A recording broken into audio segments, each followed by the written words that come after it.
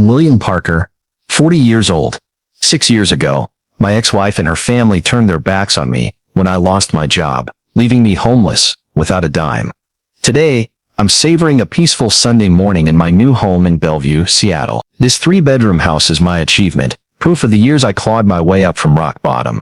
I brew a cup of coffee, its rich aroma filling the small kitchen I painted light blue myself. Holding the hot mug, I step onto the back wooden porch, where sunlight filters through the trees in my tiny garden.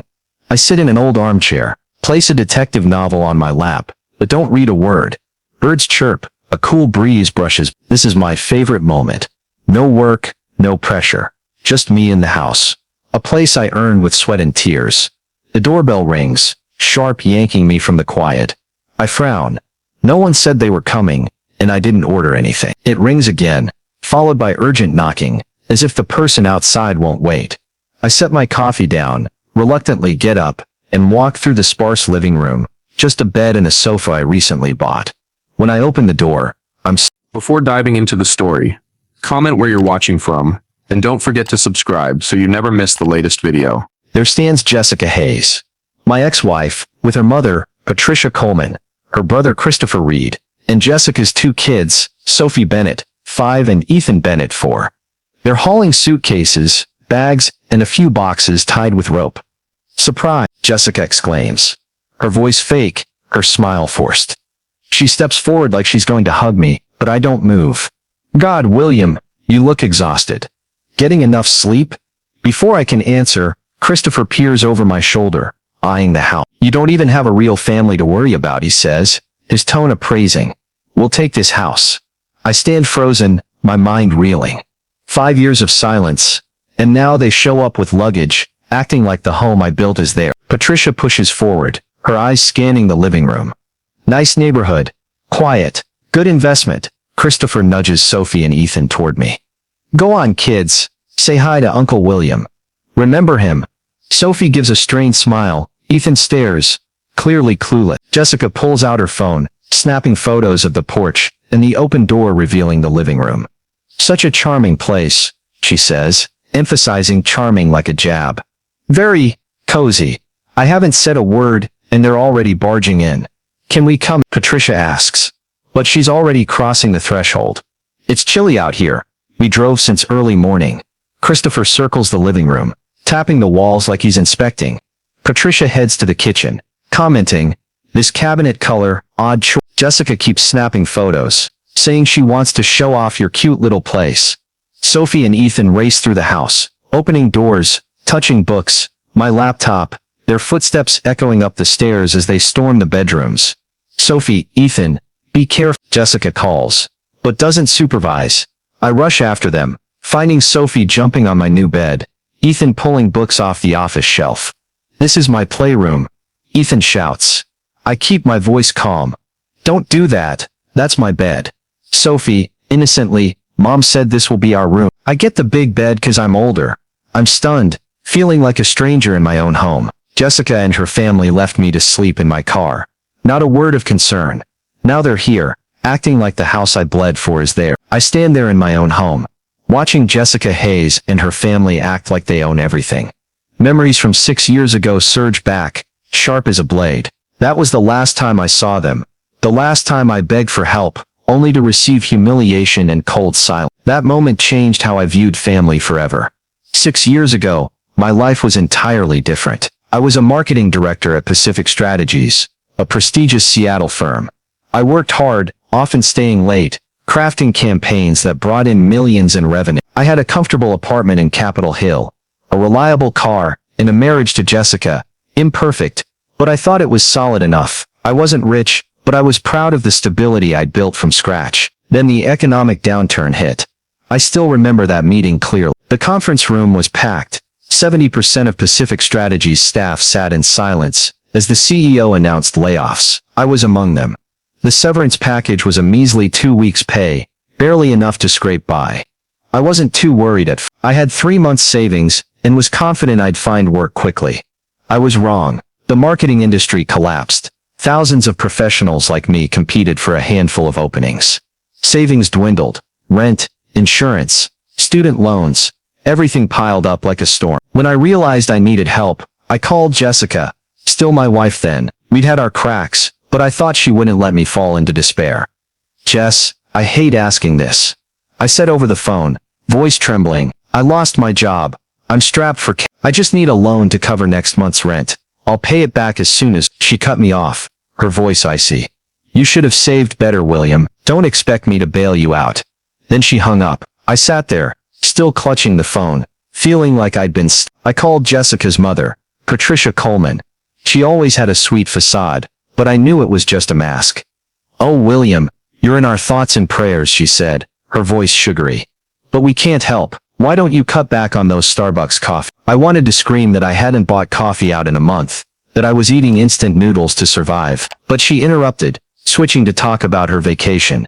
I called Christopher Reed, Jessica's brother, who'd borrowed $3,000 from me when he lost his job 2 years earlier. I never asked for it back, thinking family helps each other.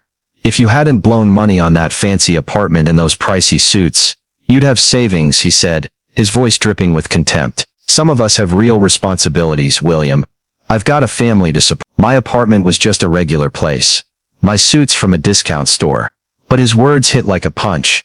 Desperate, I swallowed my pride and asked to meet the whole family at Patricia's house to talk. I thought face to face, they'd see how dire my situation was. It was the most humiliating night of my life. I sat at the dinner table, trying to explain the marketing industry was collapsing. I'd sent hundreds of job applications. I just needed a small loan to avoid eviction. Patricia sighed, her pearl necklace glinting, and said, "Maybe you should find a new wife, William." Christopher shook his head. Typical of people who don't plan. "We always have 6 months savings, even with kids." I clenched my jaw, knowing Patricia had given Christopher money for his house down payment. Jessica sat there silent through the meal, until I mentioned possibly moving to a cheaper city. She looked up, her voice sharp. "We have real responsibilities, real families to take care of. You only have yourself. Consider yourself lucky." Her words cut like a knife. I drove home, hands shaking so badly I had to pull over twice to calm down. That night I cried, not for the money but because I realized my wife's family. People I thought were my family saw me as disposable. The next morning, I got a text from Jessica. "Don't contact us until you've got your life together. It's embarrassing for everyone." They never helped me, not once in my entire life. I sold my TV, watch, even my grandmother's ring. But it wasn't enough. 30 days later, an eviction notice was taped to my apartment door, bold letters on white paper, making my heart sink. I'd lost everything, and my wife, the person who should have been my rock, had abandoned me without a second thought. Living in my car wasn't something I ever imagined would happen to me. It was a story for other people, not someone with a career, an apartment, and a stable life. But when reality hit, I had no choice. I packed clothes, toiletries, my laptop, and a few keepsakes, an old family photo, a college notebook into the car's trunk. The rest I stored in a small unit in Renton, paid with a credit card not yet maxed out. Those first days were I parked at a Walmart lot in Redmond, where I'd heard overnight parking was allowed. Every morning, I woke at 5:30, before security could tap my window, my heart pounding from fear of being caught. I kept a gym membership in Kirkland, not for workouts, but to shower and brush my teeth. I learned to wash my hair in a sink, change in a bathroom stall without touching the floor, and keep my work clothes carefully hung in the back seat, to avoid wrinkles. Every day, I drove to the Kirkland Public Library as soon as it opened at using free Wi-Fi to apply for jobs, at least 15 applications. Some days up to 20. I wrote emails and called recruiters, pretending I was in a home office instead of a corner of the library. My food was protein bars, apples and cheap crackers, things that didn't need a fridge. At night I reclined the driver's seat as far as it would go, draped the single thin blanket I kept, and tried to sleep despite the constant fear someone might tap the window, or worse, realize I was living in my car. The greatest pain wasn't the inconvenience, or the cold night. It was the shame. It choked me, making me feel like a failure, worthless. I'd once led million-dollar campaigns, and now I hid in parking lots, dreading the judging eyes of strangers. Some nights, I lay in the car, staring at the ceiling dim under streetlights, wondering if I'd ever escape this life. Memories of Jessica and her family, their insults, their coldness, kept resurfacing, fueling both anger and hurt. But in the darkness, there were small glimmers of light. One morning at the library, An employee named Sarah noticed I arrived early and stayed all day. She didn't ask questions, just quietly let me use the computer past the time limit, sometimes bringing me a cup of water. "Take your time, we're here to help," she said, her voice gentle. Another time, at the Costco lot, a homeless man named Joe saw me arranging things in my car. He shared tips on picking safe parking spots and avoiding security. "Stay calm, you'll get through this," he said, his eyes full of empathy. Those moments, though small, reminded me I wasn't entirely alone. I sold everything I could, my watch, an old speaker set, even my grandmother's ring, the last item tied to my family. But the money only covered credit card debt and storage unit fees. I lived on a razor-thin budget. Every morning I checked my bank account, watching the balance shrink like a countdown to disaster. By the second week, I had just a few dollars left, and despair felt like it might swallow me whole. But I didn't give up. I told myself every day was a chance to change things. I rewrote my resume, learned how to ace phone interviews without revealing my situation. I kept my appearance neat, even if it meant washing clothes in the gym sink. I read free online articles to stay updated on marketing trends, hoping a recruiter would note. In my darkest hours, I thought of Jessica's words. "It's embarrassing for everyone." No, I told myself, the shame isn't mine. The shame belongs to those who turned their backs when I needed them most. Those days living in the car taught me something specific. Strategies or any classroom never could. Resilience doesn't come from money or support, but from an unyielding will to keep going. Those days in the Honda Accord at the Costco lot in Redmond forged me, William Parker, into a different man, tougher, but scarred invisibly. I sat in my usual corner of the library, typing away on my laptop, sending out my 15th job application of the day. The screen dimmed from low battery, but I didn't dare leave. This was the only place with free Wi-Fi. Suddenly someone tapped my shoulder. I turned to see Benjamin Foster, an old colleague from Pacific Strategies. "William, is that really you?" he said, his friendly smile reminding me of better days. "It's been forever. How have you been since the layoffs?" After months of hiding my situation, pretending normalcy with recruiters, meeting someone from my past left me choked up. "Just looking for new opportunities," I replied, trying to keep my voice steady. Benjamin didn't pry, just pulled up a chair despite an annoyed glance from a guy in the corner. "I started a new business, Skyline Solutions, small outfit, just me and 2 others from Pacific Strategy. We need someone with your skills, but I'll be honest, the pay's not what you're used to, maybe half." I wanted to laugh out loud. Low pay? I was living on zero. Any income was a lifeline. "Sounds promising," I said, trying not to seem too desperate. "Can we talk details? I'll buy coffee." We moved to a nearby cafe, where Benjamin explained Skyline Solutions, a startup focused on digital marketing campaigns for small businesses. The job he offered was part-time, flexible hours, with pay just enough for basic rent. "When can I start?" I asked, not bothering to negotiate. With my first paycheck, I rented a tiny studio in Renton, in a neighborhood nobody wanted to be in after dark. The building was run down, hot water was hit or miss, and neighbors either fought or partied all night. But it had walls, a roof, and a lock. Compared to the Accord seat, it was a palace. Still, Skyline's pay wasn't enough to live comfortably. I needed more income, so I applied to work evenings at the Anchor Tavern, a bar in Kirkland. I'd never bartended, but the owner, a gruff but fair man named Tom, gave me a shot. My first nights, I fumbled and spilled beer, but Tom patiently coached me, and I got the hang of it. Between Skyline Solutions and the Anchor Tavern, I worked 70 hours a week. I woke at 7, stayed at Benjamin's office until 6 p.m., changed in the bar's bathroom, then bartended until 2 a.m. I'd get home, sleep 4 hours, and repeat. The exhaustion was unlike anything I'd known, but I didn't quit. Every paycheck, every shift was a small step away from the Walmart lot. At the Anchor Tavern, I met Hannah Kim, a law student, working weekends to cover textbooks and living costs. We hit it off over stories of demanding customers and shared fatigue. "Your mojitos are awful," Hannah teased, but she always helped me clean up after shift. One quiet night at the bar, she opened up about growing up in a family that didn't support her law school dreams. I shared a bit about my days living in the car, and we laughed hard, both using humor to cope with pain. When Hannah mentioned looking for a new place, I suggested splitting rent. A month later, we moved into a small 2-bedroom apartment in Renton, modest but clean. Having someone to share costs was a huge relief. At Skyline Solutions, I was determined to prove my worth. I stayed late learning new software, took on projects no one wanted, and brought my old Pacific Strategies experience to campaigns. Benjamin noticed my effort. After 6 months, he increased my hours and pay. You're the hardest worker I've ever met, he said. This company's growing because of guys like you. His words were like medicine, easing some of the pain. Outside work, I used sleepless nights to learn more. I enrolled in free online courses on data analytics, social media management, and content strategy. I earned certificates for platforms I'd only vaguely known before. I was rebuilding myself, one skill, $1 at a time. One night, after a grueling bar shift, I realized I'd gone a whole day without thinking about Jessica's betrayal. Another moment came unexpected. After an exhausting shift at the Anchor Tavern, I got home, crawled into bed, and didn't check my bank account or calculate how long until I'd feel secure. Recently, at the bar I met Nathan Wright, a regular who's a bank manager. He shared how his family shunned him for not following their career path. Family isn't just blood, Nathan said, raising his beer. It's the people who show up when you need them. His words hit home. Benjamin, Hannah, and now Nathan. They were becoming what Jessica and her family never were, a real support system.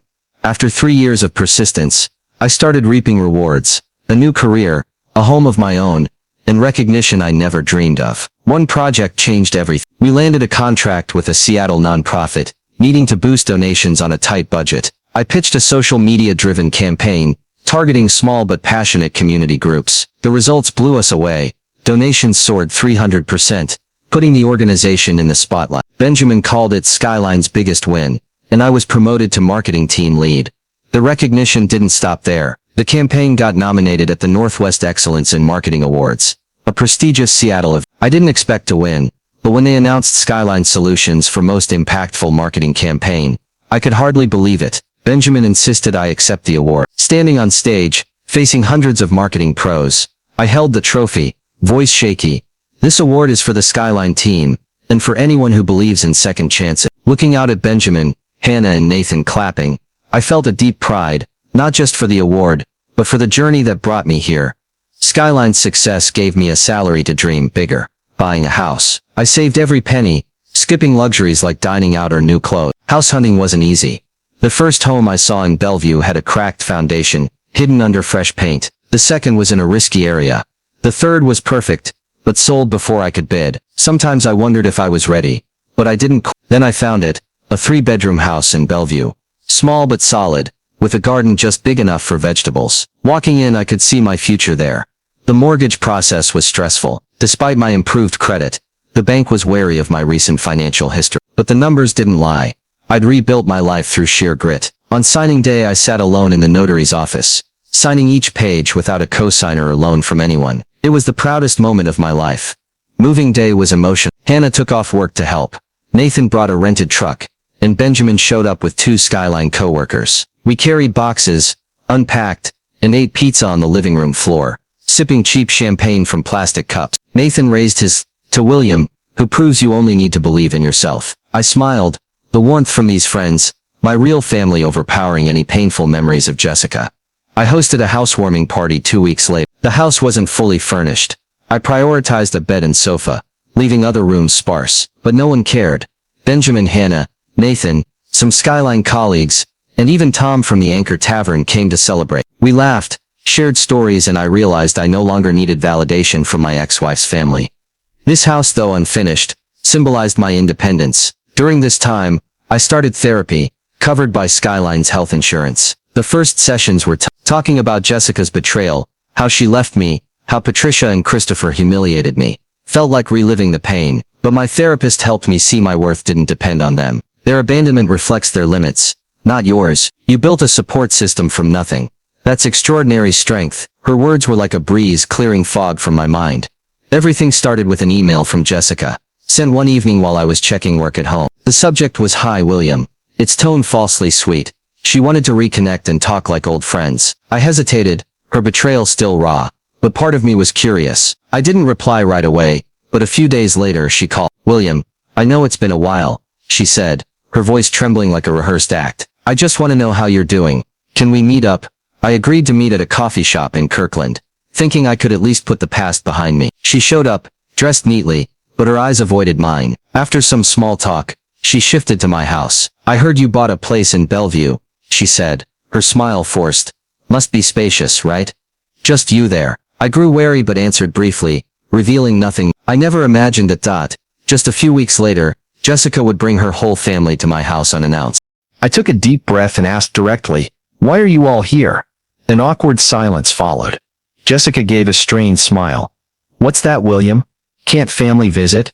We missed you, and when we heard about your house we wanted to see it for ourselves." I pressed. "After 6 years of no contact?" Patricia cut in, her voice sugary. "We just want to reconnect, William." But the truth came out fast. Christopher spoke up. "We're in a bit of financial trouble," Patricia added. "The market's been terrible. My retirement fund took a hit." Jessica looked at me, her eyes calculating. "I lost my job 6 months ago. We had to leave our apartment because the landlord raised the rent." Sophie, playing with a decoration, piped up.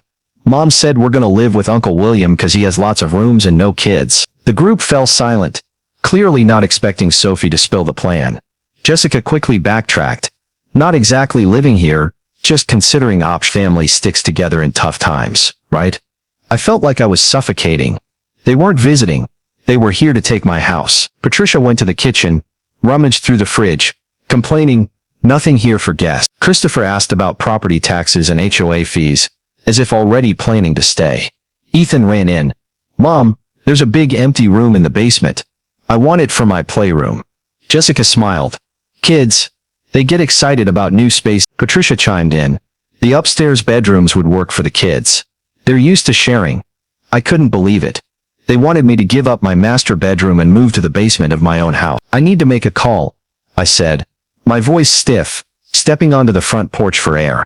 Through the window, I saw Jessica discussing rearranging the sofa to be more family-friendly. Patricia opened kitchen cabinets, checking hinges like she was planning a remodel. Christopher sat on the sofa, eyeing my marketing award certificate on the wall. Anger flared, but I held it back, knowing I needed a plan. I texted Nathan, "Family situation. Can you come to my place? Need backup." He replied instantly, "On my way." "Anything else?" "Just be here," I answered, gratitude swelling. I called Hannah, voice shaky. "Emergency. Jessica and her family are here, trying to take my house." Hannah didn't hesitate. "I'll be there in 30 minutes. Benjamin agreed to come too when I called. I stood on the porch of my Bellevue home, heart pounding, trying to breathe the cool air to stay calm. Inside, Jessica Hayes, my ex-wife, her mother Patricia Coleman, her brother Christopher Reed, and her kids Sophie and Ethan Bennett, were acting like they owned the place. I went back inside, resolved. Before saying anything, I opened my laptop, starting a recording, a legal precaution in Washington. I asked Jessica, Patricia and Christopher to sit in the living room. Patricia and I took Sophie and Ethan to the backyard to play, so the adults could talk seriously. They sat on the couch, looking at me with a mix of confusion and confidence, as if I was about to agree to their plan. I stood tall. Hannah took a deep breath, feeling the resilience of the past 6 years. 6 years ago, I began, my voice steady but firm. I lost my job at Pacific Strategies due to the economic downturn. I didn't have enough saved, 3 months worth, but it ran out fast when the marketing industry collapsed. When I realized I was about to be evicted from my apartment in Capitol Hill, I begged each of you for help. Patricia looked down. I nodded and continued, not letting Christopher interrupt her. I continued, "Jessica," I looked straight at her, "when I called to borrow money for rent, you said, you should have saved better. Don't expect me to bail you out." Then you hung. Jessica opened her mouth to argue, but I raised a hand to stop her.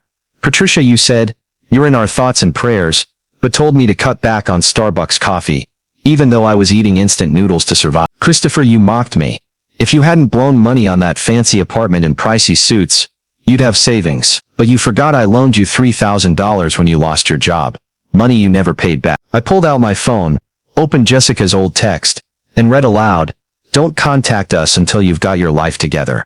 It's embarrassing for everyone. You never helped me, not once, in my entire life." After that I was evicted. I lived in my car for 2 weeks, showered at a gym, used library Wi-Fi to apply for jobs. Not one of you asked if I was okay, if I needed a place to sleep or a meal. The living room was dead silent. Patricia wiped her eyes, but I wasn't sure if it was remorse or embarrassment at being exposed. Jessica bit her lip. Christopher crossed his arms. His face flushed. I went on, "I rebuilt my life without you. I worked 2 jobs, 70 hours a week. I learned new skills, saved every penny to buy this house. And now after 5 years of silence, You show up, demanding to move in, expecting me to give up my master bedroom and live in the basement of my own home. Christopher shot up, voice angry. The past is the past, William. Family forget. I cut him off, voice sharp. No, you don't get to lecture me about family. Family should have been there when I slept in my car. Family should have offered me a couch when I had nowhere to go. You're not moving into my house. Jessica stood, voice trembling. But where will we? I lost my job. Mom sold her house. Christopher can't afford rent. I replied, calm but resolute. I've contacted a financial advisor who helps families in need. She can advise on rent assistance, jobs or loans. I handed over a business card from a friend Benjamin recommended. Patricia took it quietly, but Christopher swatted it away, yelling, "This is how you treat family? So selfish. I'll tell everyone you turned your back on us." "Go ahead and tell them," I said unflinching. "But make sure you mention how you abandoned me when I lost my job. Left me to live in my car, then tried to take my house. The house of someone you let go homeless." Just then the doorbell rang. I opened it to find Benjamin, Hannah and Nathan standing there as they stepped in, standing by my side, a solid wall. "These are the people who helped me when you wouldn't," I said, looking at Jessica and her family. "They celebrated my success, instead of showing up to exploit it. They're my real family." I finished. "Now I expect you to pack your things and leave my house. You can take the financial advisor's info, but your crisis isn't my responsibility."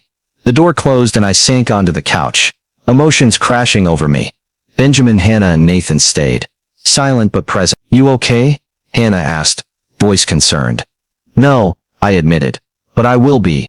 I looked around the house, the couch, bookshelves, blue wall, and knew I'd protected what mattered most. Jessica and her family thought I was still the man they could manipulate 5 years ago. They were wrong. With my friends by my side, I didn't just protect my house. I protected myself. The days after the confrontation weren't easy. Jessica didn't accept defeat quietly. She sent a barrage of texts, alternating between pleading and blame. "William, how could you treat family like this?" One read, "We just needed help, but you're so selfish." Patricia called, her voice falsely sweet, saying I'd regret turning my back on kin. Christopher spread rumors. Through a mutual acquaintance, I learned he told extended family I kicked them out without giving them a chance to explain. A few distant relatives reached out, asking why I was so heartless. I didn't respond. The truth didn't need defending to people who weren't there when I slept in the Walmart lot. But not everyone bought their story. Aunt Carolyn, Patricia's sister, called a few days later. "William, I heard what happened," she said, her voice low but sincere. "Jessica and Patricia treated you terribly. I know you lived in your car and they didn't lift a finger. You're not selfish. You're strong for standing up for yourself." Her words were like a soothing balm. I thanked her, keeping it brief, but her support showed me not all of Jessica's family was against me. I focused on strengthening my life. Benjamin, Hannah and Nathan didn't just help during the confrontation. They stayed by my side in the weeks that followed. Hannah came over with homemade cookies, listening as I vented. "You don't have to prove anything to them," she said, eyes fierce. "This house is yours, and no one gets to take it." Nathan invited me for beers at the Anchor Tavern, where we laughed and talked about the future, not the past. Benjamin, as both boss and friend, offered me a bigger campaign to lead at Skyline Solutions. "You've been through hell and back," he said. "This is your chance to shine." I took it, not just for the job, but for the trust they had in me. One evening I hosted a chosen family dinner at my house, to celebrate a new milestone. I'd been promoted to partner at Skyline Solutions. A huge step just 3 years after living in my car. The house wasn't fully furnished, just a couch, dining table and a few bookshelves. But the air was filled with laughter. Benjamin brought wine, Hannah made spaghetti, Nathan cracked jokes, and Tom from the Anchor Tavern brought a case of beer. We sat around the table, sharing dreams. Hannah wanted her own law firm. Nathan planned to run a marathon.